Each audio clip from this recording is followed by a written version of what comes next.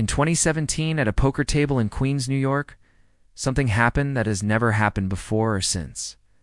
An Italian-American mobster, a member of the Genovese crime family, was arrested at the table while he was playing.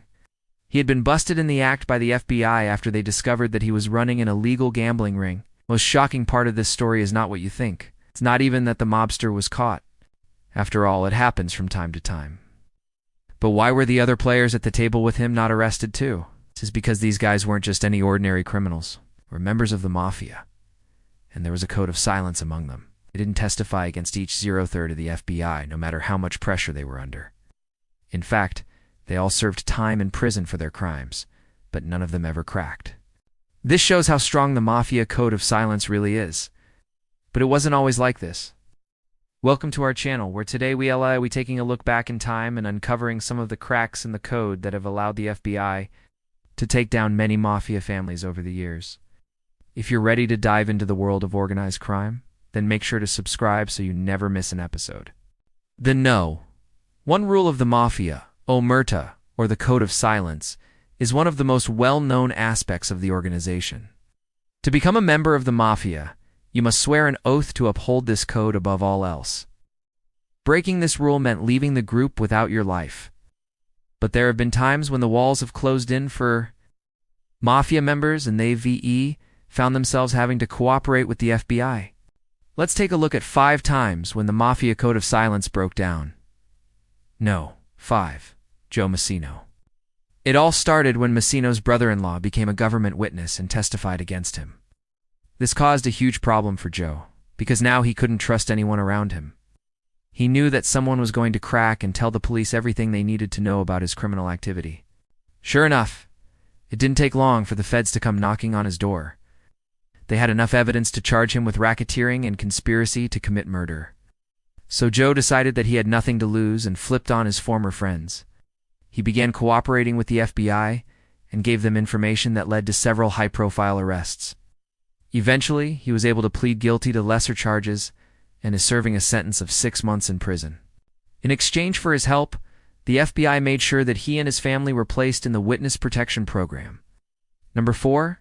Sammy the Bull Gravano. There are few mobsters who have turned on the Mafia and lived to tell the tale. Sammy the Bull Gravano is one of them. He is also the only person on this list who turned on his own father to save himself. His father was a high-ranking member of the Colombo crime family and had been involved in some of the most notorious crimes of the last century. As a child, Sammy would often hear his father yelling and screaming at him and his mother. It was clear that this man was not someone to mess with. But when Sammy was arrested for murder at age 21, he realized that he needed to make a change in his life. He decided to cooperate with the FBI and give them information that led to the arrests of over 50 mobsters. His testimony helped to dismantle the Gambino crime family, and he became the highest-ranking mobster to ever flip. He was sentenced to 5 years in prison but was released early for good behavior, and he has since written several books about his experiences. No. 3. Michael Francesi.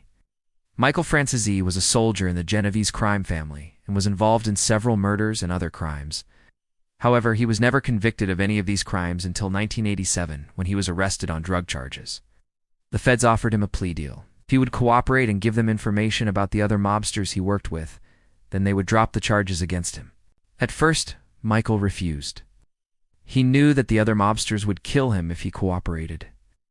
But after being in prison for 2 years, he started to have second thoughts. He had seen how brutal the other inmates were, and he didn't want to risk getting hurt, so he agreed to the plea deal and became the star witness in several high-profile cases. His testimony helped to convict over 30 mobsters, and he was finally able to put his criminal life behind him. Number 2. Anthony Casso. Anthony Casso was once a promising young boxer who was on his way to the top. But when he was falsely accused of throwing a fight, he was blacklisted from the sport and had to find another way to make money. He soon found himself drawn to the world of crime and eventually became a capo in the Lucchese crime family. During his time in the Mafia, he was involved in several murders and other violent crimes. But in 1985, he was arrested on drug charges and went to prison.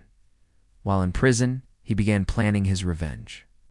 He wanted to take down the entire Lucchese crime family, and he started by writing letters to other mobsters who were also in prison. He told them that he was innocent and that he had been set up by the FBI, and he asked them to testify on his behalf when he went to trial. However, his plan backfired when several of the men he contacted turned out to be undercover FBI agents. Casso was convicted and sentenced to 12 years in prison, but he was released early in 1999. He then wrote a book about his experiences in the Mafia and now travels around the country, giving lectures about organized crime. Finally, no. 1. Henry Hill. Henry Hill was born into the Mafia and spent his entire life involved in criminal activity. He was a capo in the Lucchese crime family and was involved in several murders and other crimes. However, in 1980, he was arrested on drug charges and went to prison. While in prison, he began cooperating with the FBI and gave them information that led to the arrests of several mobsters. Ow. He was released from prison in 1991 and has since written several books about his experiences in the Mafia. Hill's cooperation with the FBI has led to speculation that he may have been the inspiration for the character Henry in the movie Goodfellas. As you can see, the Mafia code of silence is not always as strong as it seems. There have been several cases where mobsters have cooperated with the FBI and helped to take down their own kind. This is likely due to a combination of factors, including the brutality of the Mafia justice system, the lure of easy money, and the desire for revenge. Whatever the reason, these cases have been instrumental in helping the FBI to combat organized crime. But now it's time to hear from you. Which of these stories did you find the most fascinating? And do you know of any other mobsters who have broken the code of silence? Let us know in the comments below. We hope you enjoyed this video. If you did, don't forget to hit the like button and subscribe so you never miss an episode. Thanks for watching.